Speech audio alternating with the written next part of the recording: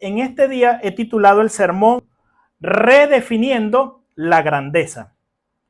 Quisiera leer un pasaje en Mateo capítulo 18, versículo 1. Dice de la siguiente manera: en aquel tiempo los discípulos vinieron a Jesús diciendo: ¿quién es el mayor en el reino de los cielos? Y llamando Jesús a un niño, lo puso en medio de ellos y le dijo: de cierto os digo que si no os volvéis y os hacéis como niños, no entraréis en el reino de los cielos. Así que cualquiera que se humille como a este niño, ese es el mayor en el reino de los cielos. Amén. Redefiniendo la grandeza. Y es porque Jesucristo en su mensaje fue contracultural, fue siempre revolucionario y disruptivo en comparación con las corrientes que se predicaban en su época. Y hasta el día de hoy, el mensaje de Jesucristo es revolucionario. Y no me estén malinterpretando que me estoy yendo para un lado de la izquierda, no. Eso no es verdad. El mensaje de Jesucristo es revolucionario en el sentido en que cambia los patrones de las enseñanzas de este mundo. Y en todo momento el mensaje de Jesucristo va en contra de la corriente de lo que este mundo dicta. Independientemente de la época en que usted viva, siempre el mensaje de Jesucristo va a andar siempre en contra de la corriente. Es por eso que digo que el mensaje de Jesucristo es contracultural. Cuando los fariseos le decían a sus discípulos y a sus alumnos, le decían: usted debe odiar a sus enemigos. Jesucristo, ¿qué fue lo que dijo? Amen a sus enemigos. Cuando los fariseos le interpretaban la ley, le decía: si alguien te golpea, dale tú 2 golpes. Jesucristo le decía: si alguien te da en una mejilla, ponle la otra. Si alguien quiere hacerte llevar 1 milla, llévale 2. Y esto, cuando fue predicado, las personas quedaban atónitas y decían: ¿qué es esto? Este mensaje nunca lo habíamos escuchado. Esa doctrina es completamente disruptiva para lo que estamos escuchando, para lo que estamos acostumbrados a escuchar todo el tiempo. Y en este momento, Jesucristo le dice a los discípulos una frase que es sumamente incomprensible para la época. Capaz hoy usted dice: bueno, pues tiene su lógica y todo. Obvio que tiene lógica, pero para la época no era para nada lógico.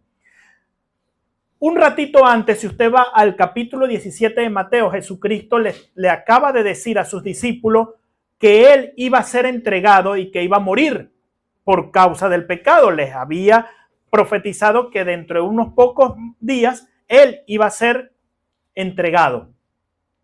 Y esto generó rápidamente una discusión en el entorno más privado del Señor, es decir, los 12 apóstoles, los 12 discípulos, le llegó comenzaron a decir: ¿y ahora quién va a quedar en lugar de Jesús?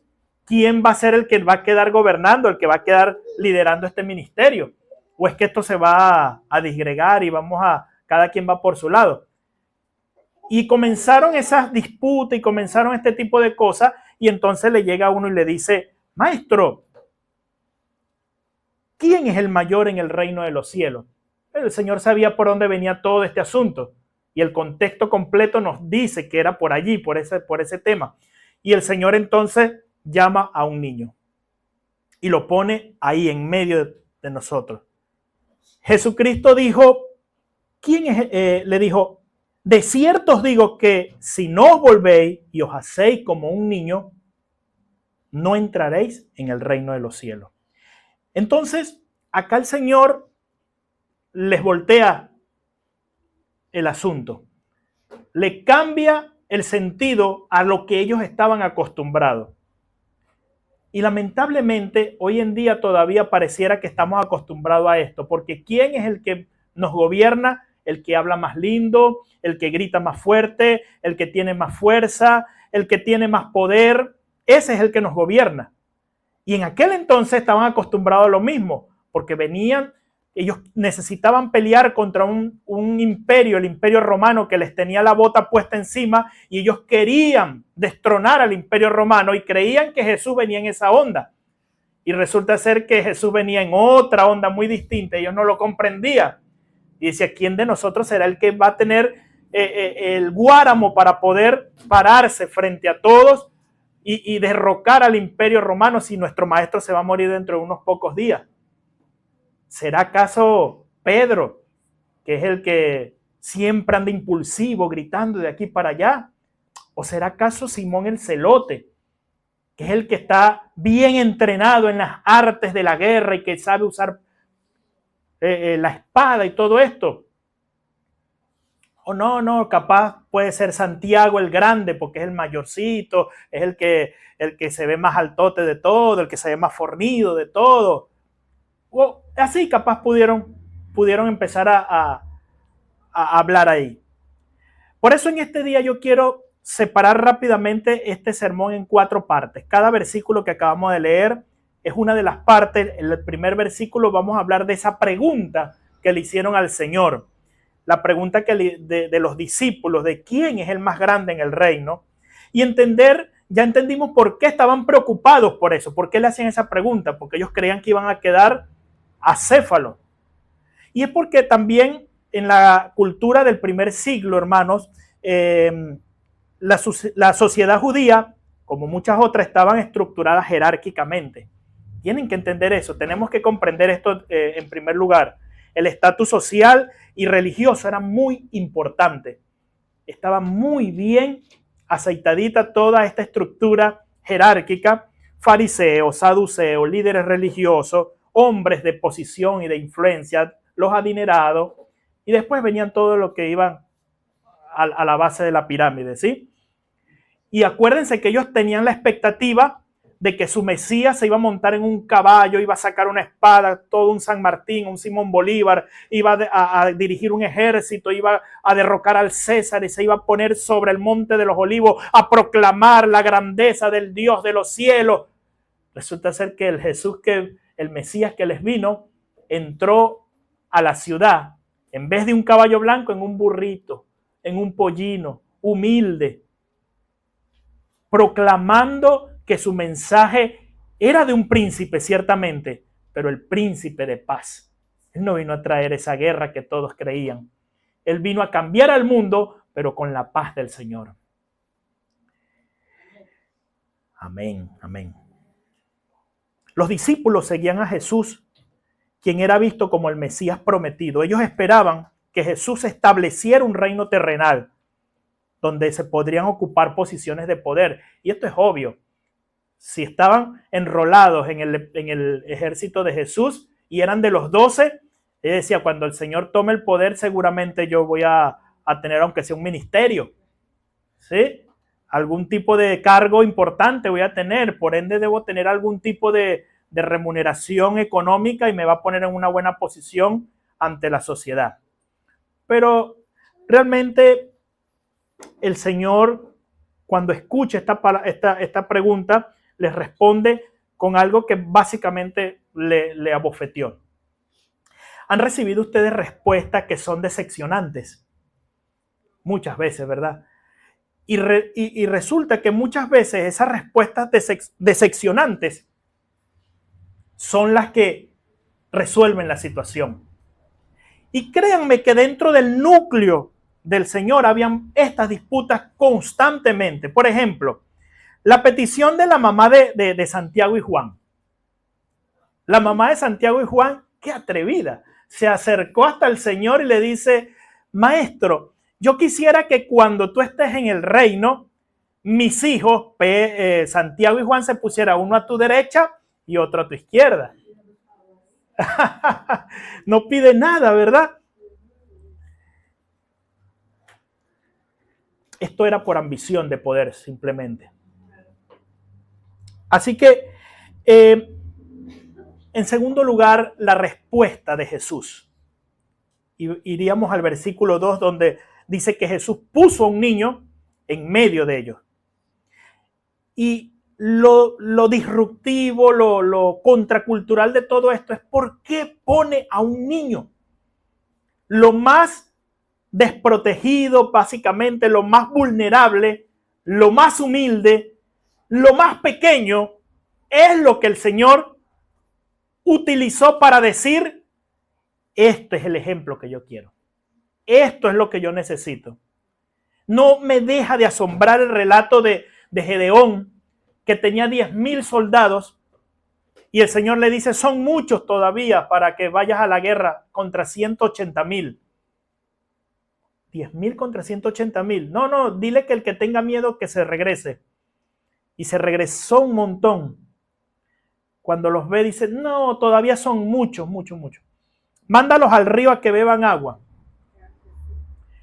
Y el que beba de cierto modo, me lo despachas para la casa, y el que beba de otro modo, a eso me los queda. Quedaron 300 contra 180,000. Le dice, no utilicen espada, no utilicen bazooka, ni tanque de guerra, ni nada de eso. Ustedes van a llevarse un cántaro, que es una vasija de barro, y una antorcha. No me deja de sorprender esa historia. ¿Cómo van a matar a los enemigos? ¿Con cantarazos? ¿Se lo van a quebrar en la cabeza? ¿O lo van a quemar con fuego? No sé. Pero así le gusta el Señor hacer sus obras maravillosas.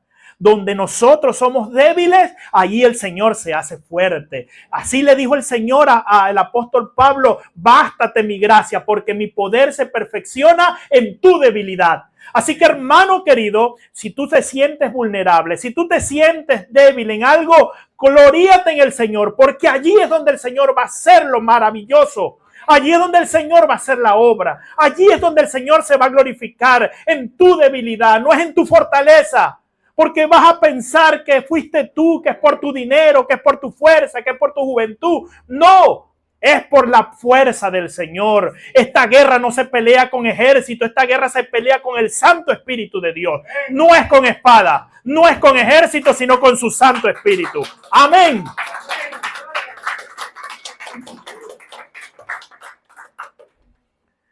El estatus de un niño en el pueblo judío no es como el de ahora. Ahora existen instituciones que son sumamente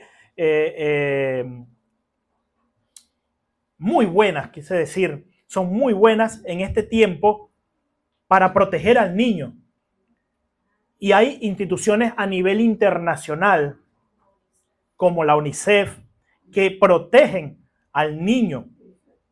Y le dice, ese niño tiene derechos, tiene deberes. Pero en la época de Jesús no era así. En la época de Jesús el niño no tenía ningún estatus social. Ningún estatus. El niño no existía hasta que no cumplía los 18 años.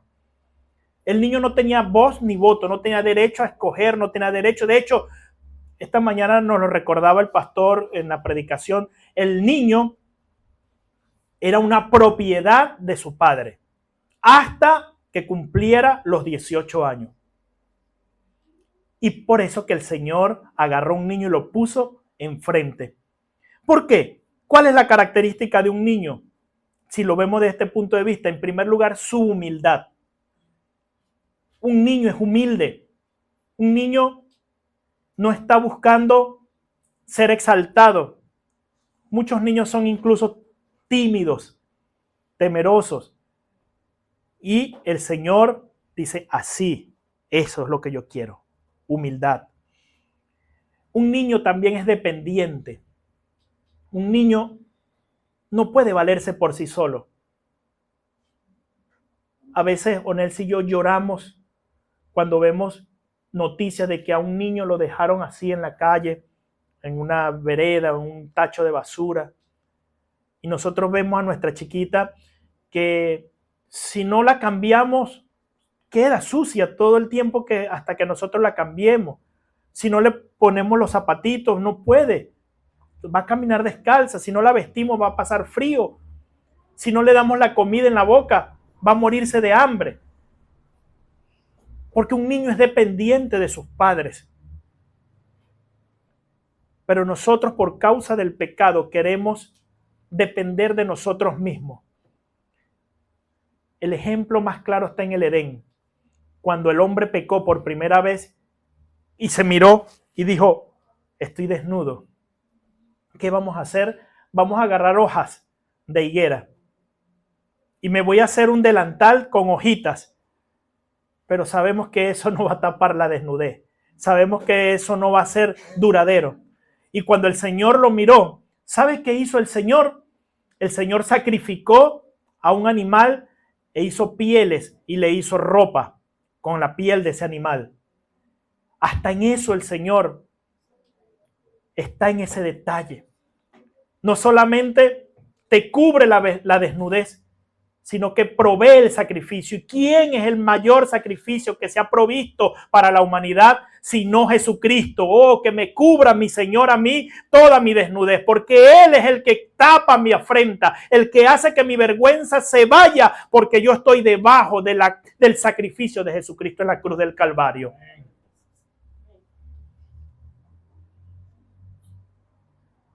En tercer lugar, un niño es inocente. Un niño es sincero, no anda con esa malicia. Y es probable que algunos me puedan decir, no, sí, hay rastros del pecado en un chiquito y todo esto. Y sí, está bien, pero básicamente el Señor utiliza a un niño y lo pone como ejemplo por esto, por su inocencia, por su sinceridad, por su humildad y por su dependencia. Y es lo que Dios quiere que tú y yo tengamos. Amén, hermanos. Amén. En tercer lugar,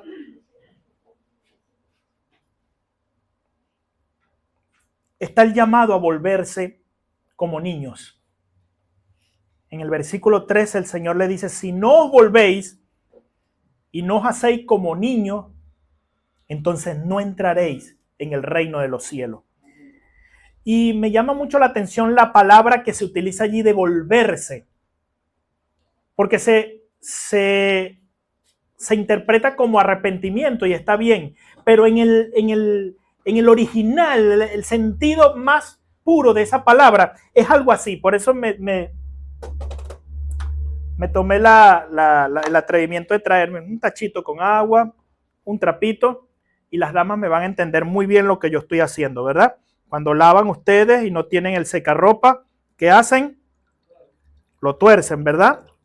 Utilizaron la palabra justa que se usa en la Biblia, torcerlo. Si ustedes no se tuercen y se vuelven como niños y se hacen como un niño, torcerse. Vean lo que está pasando. Cuando yo lo saco, está lleno, ¿cierto? Pero el Señor quiere que nosotros no estemos llenos de toda esta basura de este mundo. El Señor quiere que nosotros nos torzamos y quedemos sequitos. Que quedemos completamente libres de lo que nos está ensuciando, llenando, mojando, como lo quieras ver. Esto es lo que el Señor está pidiendo, que nosotros nos volvamos como un niño. ¿Se entiende esto? Esto se puede interpretar como arrepentimiento. No es específicamente arrepentimiento, esa metanoia, que se utiliza ese cambio de mente, ese cambio de dirección, pero sí tiene el mismo sentido, torcerse con fuerza hasta que salga todo y ya no tengamos la misma actitud. Es lo que Dios quiere que nosotros hagamos, que tengamos una transformación en el interior, que tengamos un cambio desde adentro, como lo dice Romanos 12, que nuestra mente sea transformada conforme a la renovación de nuestro entendimiento y que ya no nos amoldemos ni nos solapemos con lo que hace este mundo, sino que andemos en contra de la corriente. Cuarto lugar, la verdadera grandeza es la humildad y el servicio. Cualquiera que se humille como este niño, ese es el mayor en el reino de los cielos. Va en contra de todo lo que este mundo nos dice.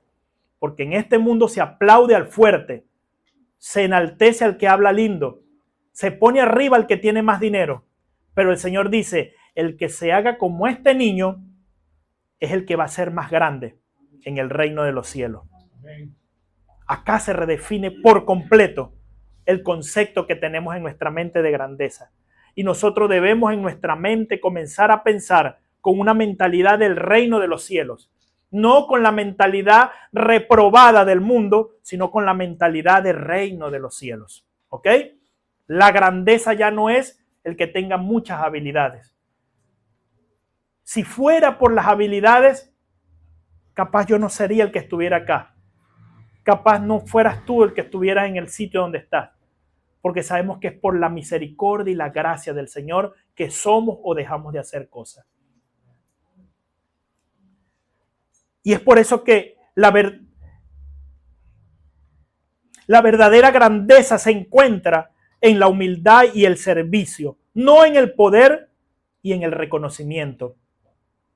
Para ser grande en el reino de Dios debemos volvernos como niños, humildes, confiados y dependientes solamente de nuestro Padre Celestial.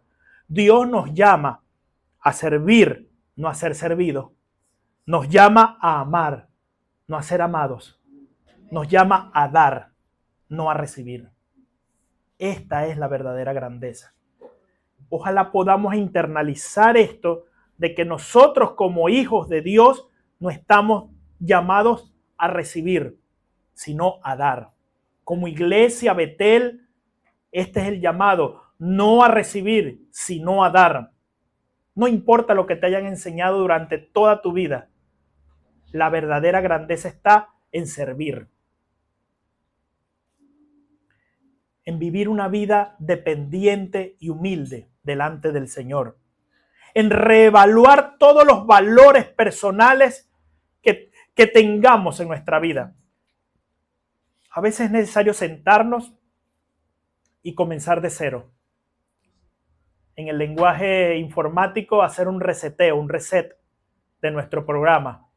Es necesario sentarnos y formatear esa máquina que tenemos porque se ha llenado de virus durante toda nuestra vida. Nuestras relaciones tienen que ser reevaluadas también en nuestra comunidad, fomentar una cultura de respeto, de servicio mutuo en la iglesia. Ya esa actitud de que yo me siento y me dejo que me sirvan, ya eso no va con la cultura cristiana. Eso no va ya con el lenguaje del reino. El lenguaje del reino de los cielos dice que yo llego a la iglesia y sirvo. Y sirvo hasta el final, hasta desgastarme. Allí sirvo. Concluyo con esto. Jesús nos llama a redefinir la grandeza, hermanos. No como el mundo la ve, sino como Él la define a través de la humildad y del servicio. Así que te pregunto, ¿cómo puedes cultivar una actitud de humildad y de servicio en tus relaciones cotidianas? Considera tus interacciones diarias en el hogar, en el trabajo, en tu comunidad, con tus amigos, en tu entorno del día a día. Considéralo. ¿Estás buscando ser servido o ser el servidor? ¿Cómo puede ser un reflejo de humildad? Esa humildad que da Jesús con todas tus relaciones. Así que entonces, hermano, para cambiar esto, debes comprometerte o debemos comprometernos a realizar al menos un acto de servicio desinteresado cada día, cada semana, cada mes. Y así vamos a ir incorporando en nuestro hábito la práctica de servir y ya dejar de estar siendo tan servidos, ¿sí? Gloria al Señor. Pregunto, ¿en qué áreas de tu vida estás buscando reconocimiento y poder en lugar de confiar en la provisión y dirección de Dios? Examinemos entonces nuestras ambiciones también y nuestras metas. ¿Para qué yo quiero esto? ¿Qué me motiva a anhelar esto si no es la gloria del Señor? Qué bueno es el Señor. Oremos y pidamos entonces a Dios que le revele en cada área de nosotros donde nosotros debemos enfocar nuestros esfuerzos, que sirva esto para servir a nuestro Señor. Y por último, ¿cómo podemos reflejar la humildad y la confianza de un niño en nuestra fe y en nuestra vida espiritual?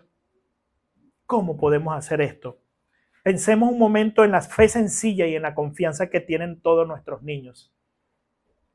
Yo a veces me sorprendo de la fe que tienen los niños. Y esto lo hablaba con Nelsie la otra vez. Yo decía, ¿cómo hago para yo sacarle lo que ellos creen? No puedo sacarlo. Ellos tienen fe y mucha más fe que nosotros. Una vez me levanto a las 5 o 6 de la mañana y me consigo a mi hijo Isaí en la sala y le digo, hijo, ¿qué estás haciendo acá? Estoy orando. ¿Por qué estás orando? Para que el Señor me dé una hermanita. O sea, me provocaba, no ores por eso, pero no, vea la fe que tuvo nuestro hijo. Y él testifica que nosotros antes de vivir donde vivíamos en una casita muy chiquitita. Creo que esto era el tamaño de toda la casa, incluía cocina, baño, habitación, todo. Muy hacinados vivíamos muy apretaditos. Y él estaba incómodo con eso, a pesar de que estaba agradecido, estaba incómodo y él oraba y decía, Señor, quiero una casa. Y yo le decía, pero pídele al Señor cómo la quieres. Y él oraba, Señor, quiero 4 habitaciones.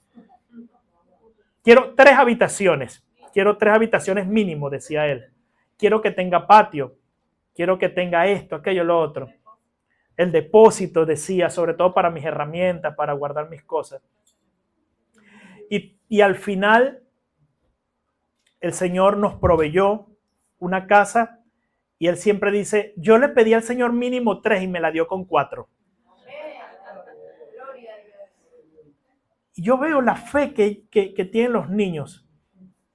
¿Cómo podemos nosotros aplicar esa fe de niño en nuestras vidas cotidianas? Creer con esa sencillez, porque creer en el Señor es cuestión de cuestiones sencillas. Usted no tiene que ir a la NASA para poder entender la fe que el Señor te pide que tengas. Es creer que Él es todopoderoso, que Él es soberano, que Él tiene el poder de hacerlo, que nosotros somos inservibles, por decir una palabra fea. No somos aptos para poder hacerlo, pero el Señor sí lo es. En nuestra ineptitud, el Señor se hace grande y Él se hace apto y hace lo que nosotros no podemos hacer. ¿Tenés algo que pedirle al Señor? Estoy seguro que sí. Empezar a creerlo como aquel niño que tiene una fe sencilla. Pongámonos de pie.